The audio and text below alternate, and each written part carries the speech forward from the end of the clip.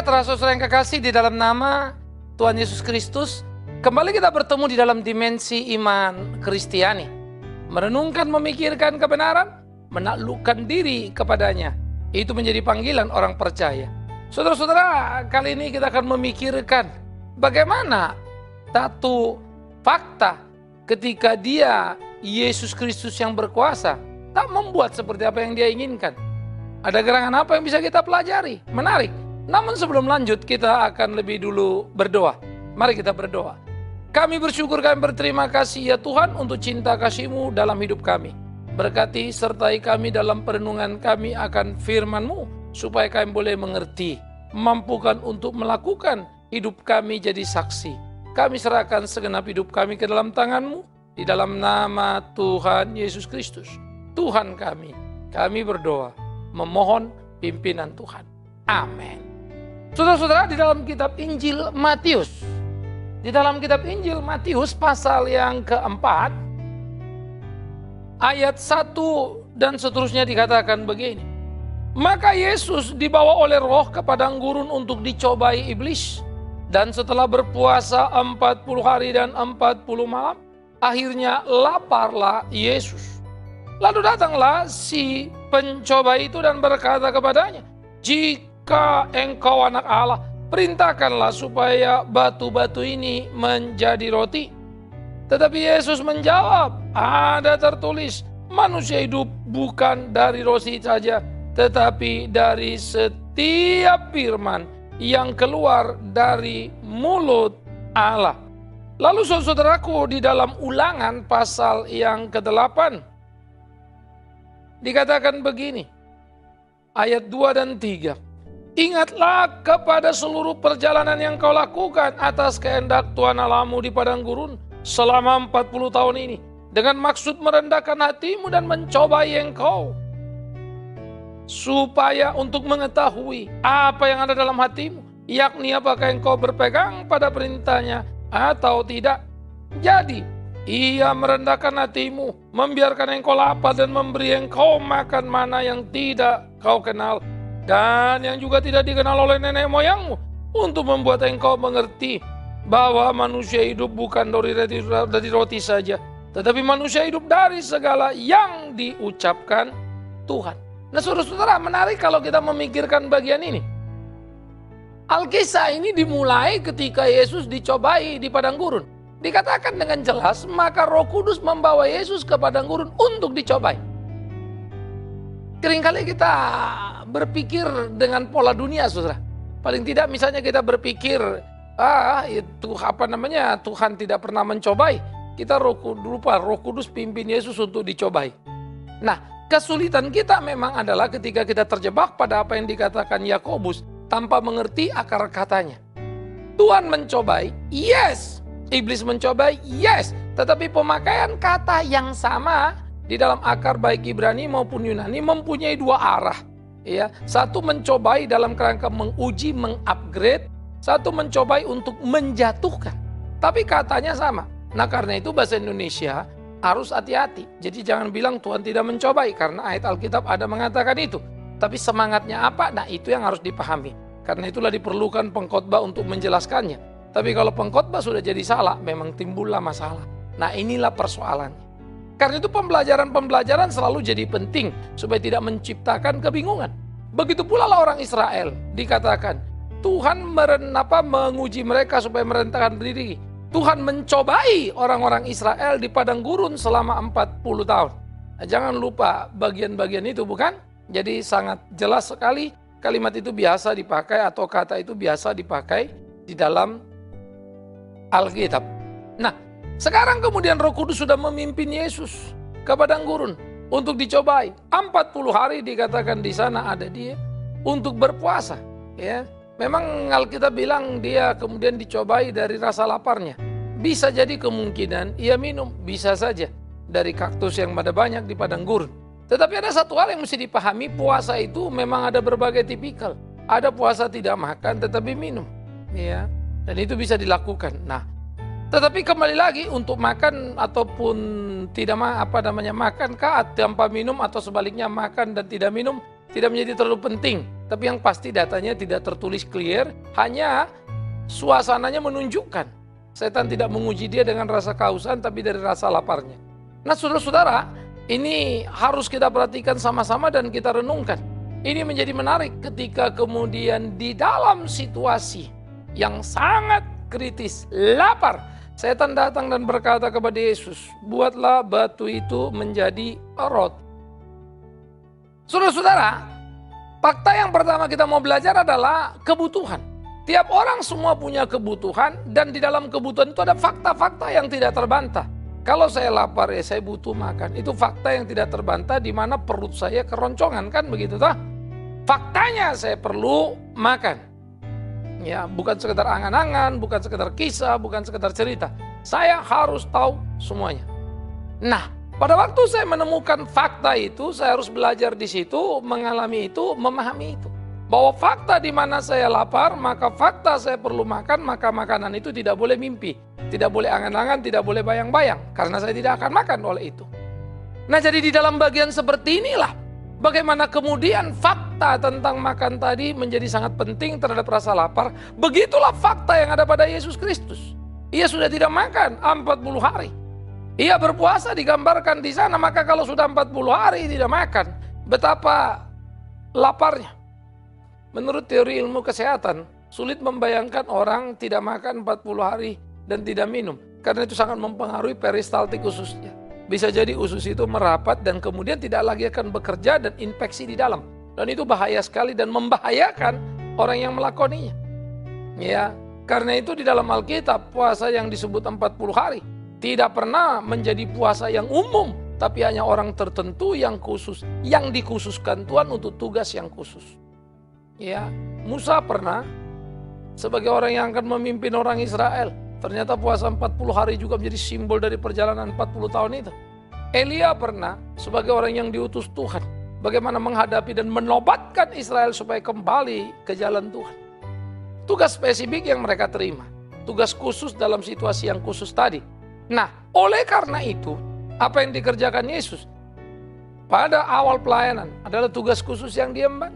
Nah, saudara-saudara, ini menjadi sangat menarik.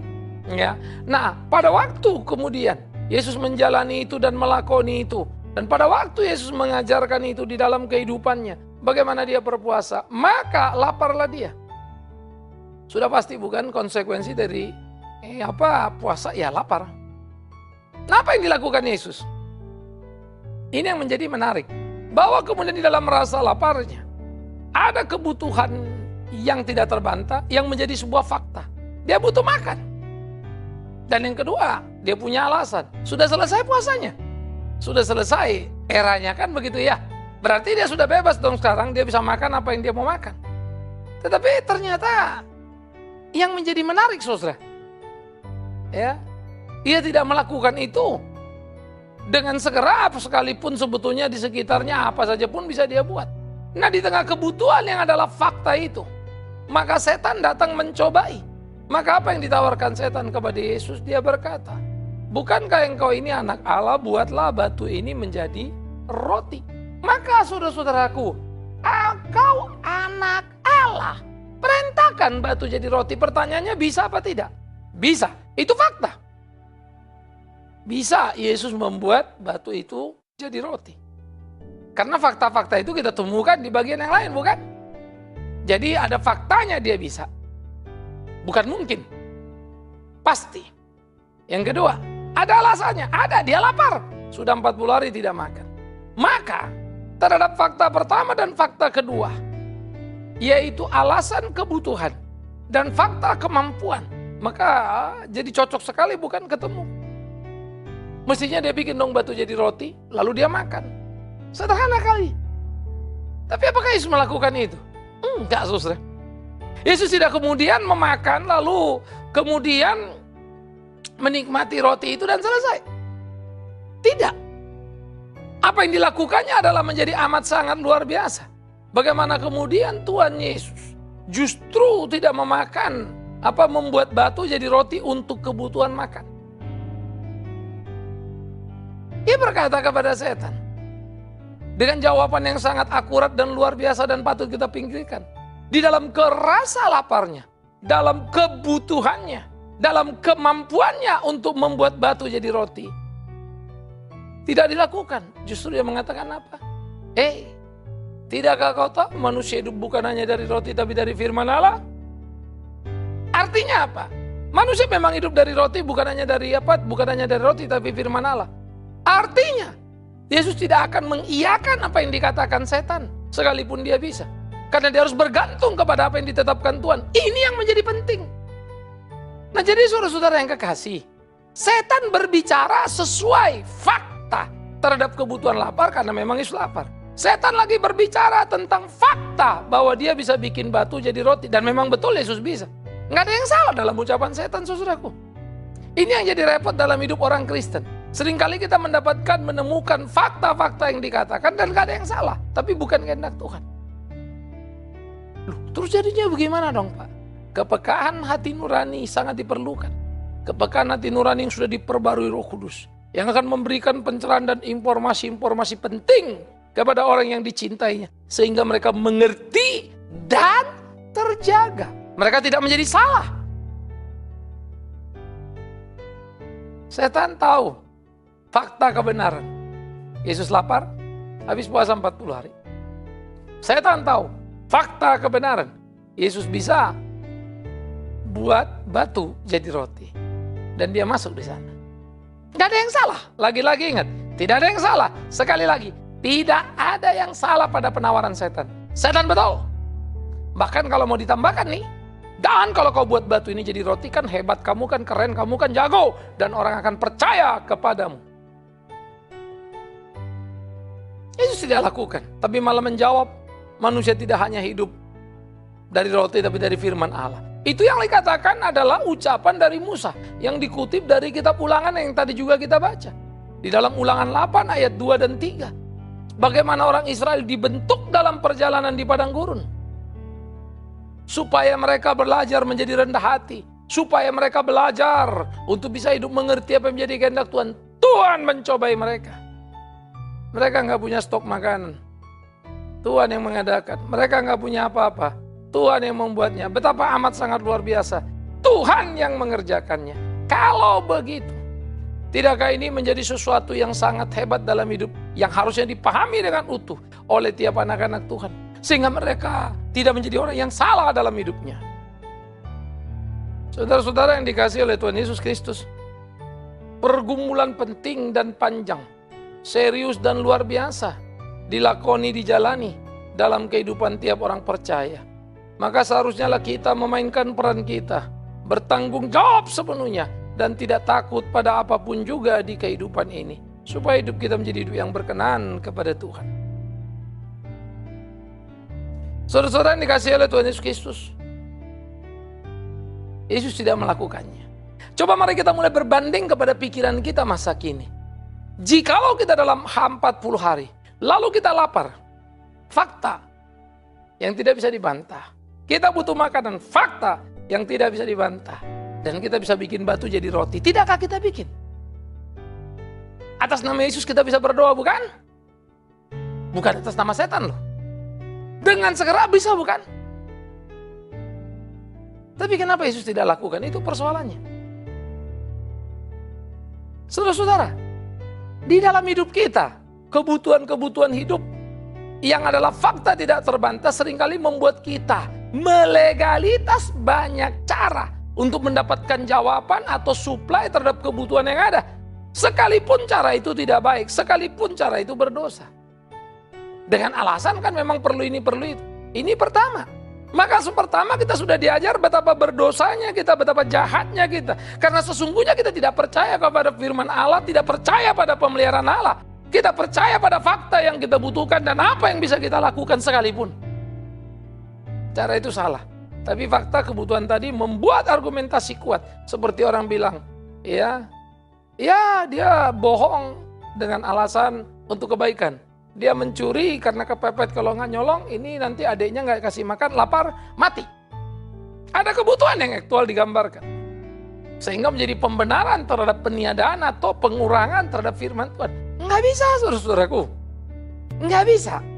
Karena itu memang seringkali hidup menjadi menakutkan.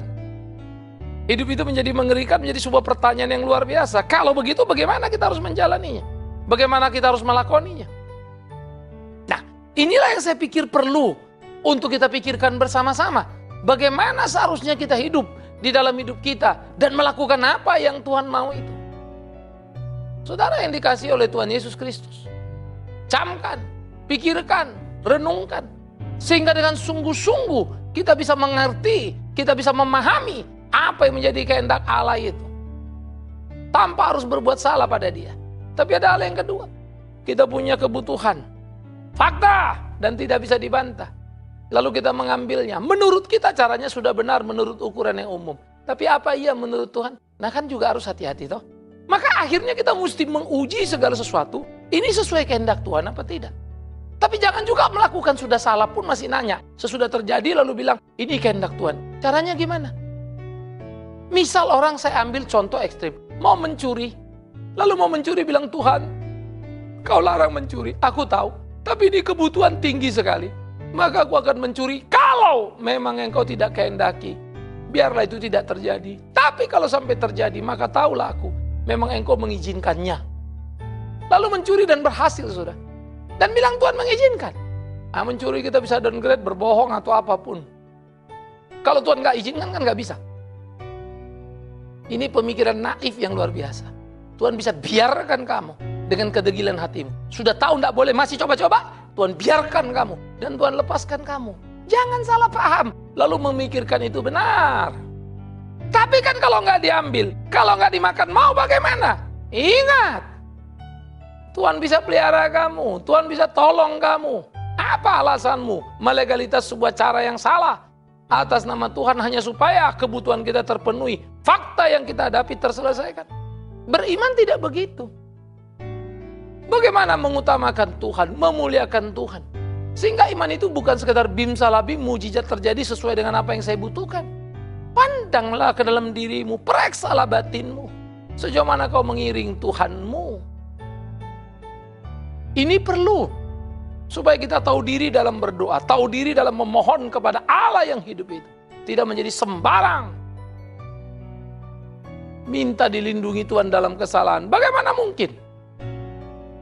Yang ada kita harus menguji tiap keputusan. Cocok nggak dengan Tuhan mau? Saya ambil contoh saudara. Kita mau bangun gedung gereja. Kan nggak ada yang salah dong. Kita mau bangun besar misalnya. Nggak ada yang salah kan? Kita mau bangun bagus. Nggak ada yang salah kan? Lalu kita bilang ini untuk kemuliaan nama Tuhan. Nggak ada yang salah kan? Malah makin bagus embel-embelnya ya. Pertanyaannya adalah memang Tuhan mau itu apa enggak? Bisa jadi iya, bisa jadi tidak loh. Karena itulah diperlukan kejujuran, menelusuri, memahami, memaknai memang begitu enggak ya? Oh tahu-tahu ada yang kasih murah, tempat yang luxury. Bagaimana itu? Makin situasi seperti itu makin lagi perlu diuji. Mampukah kita menjalani? Mampukah kita menyelesaikan di situasi seperti itu? Itu makin tidak mudah lagi. Nah karena itu diperlukan satu keberanian yang utuh dalam kehidupan kita. Bagaimana kita melakoninya, memainkan peran. Sehingga hidup kita itu menjadi hidup yang berkenan kepada Tuhan. Sesuai dengan kehendak Tuhan. Nah saudara-saudara yang dikasih oleh Tuhan Yesus Kristus. Inilah yang mestinya kita pikirkan dalam hidup kita. Inilah yang harusnya kita lakukan dalam hidup kita. Sehingga hidup kita menjadi hidup yang berkenan kepada Tuhan. Siapkah saudara? Maukah saudara? Ini tantangannya. Nah jadi saudara yang dikasih oleh Tuhan Yesus Kristus. Inilah yang seharusnya kita pikirkan dalam skala keimanan yang bertanggung jawab. Bagaimana kita memainkan peran kita. Sehingga peran kita yang kita mainkan itu sesuai kehendak Tuhan. Menyenangkan Tuhan, memuliakan Tuhan. Ini yang menjadi penting. Ini yang menjadi perlu. Nah jadi dalam hidup keimanan tidak seperti yang selalu kita carikan alasan pembenaran terhadap kebutuhan. Begini-begini kebetulan begini. Oh thanks God. Iya thanks God kalau memang dari Tuhan. Tapi kalau tidak. Lalu gimana tahunya? Ingat kalimat saya, perlu pengujian yang penuh. Perlu pengujian yang menyadarkan akan nilai diri. Tuhan memberi orang Israel mana 40 tahun. Alkitab jelas untuk mencobai mereka. Supaya mereka rendah hatinya. Loh kalau rendah hati kok beri makannya mana? Mestinya hajar dong, gebukin dong. Kan begitu tah? Jadi jangan kau pikir kalau kau dapat makan dan kita bisa dapat apa yang kita butuhkan, lalu pertanda kemudian Tuhan mencintai kita. Bisa jadi Tuhan lagi menghajar kita, mendidik kita, supaya kita menjadi orang yang mengenal Dia. Sayangnya justru kita salah. Yang kita kenal diri kita, seakan-akan kita hebat, kita berdoa, kita beriman, semua jadi. Padahal itu kemurahan Tuhan. Walaupun dengan mulut basa-basi kita berkata, semua juga dari Tuhan, semua kemurahan Tuhan. Tapi seringkali itu tidak betul. Kalau memang semua kekayaan kita kemurahan Tuhan, kenapa kau tahan banyak untuk dirimu dan kau tidak rela berbagi?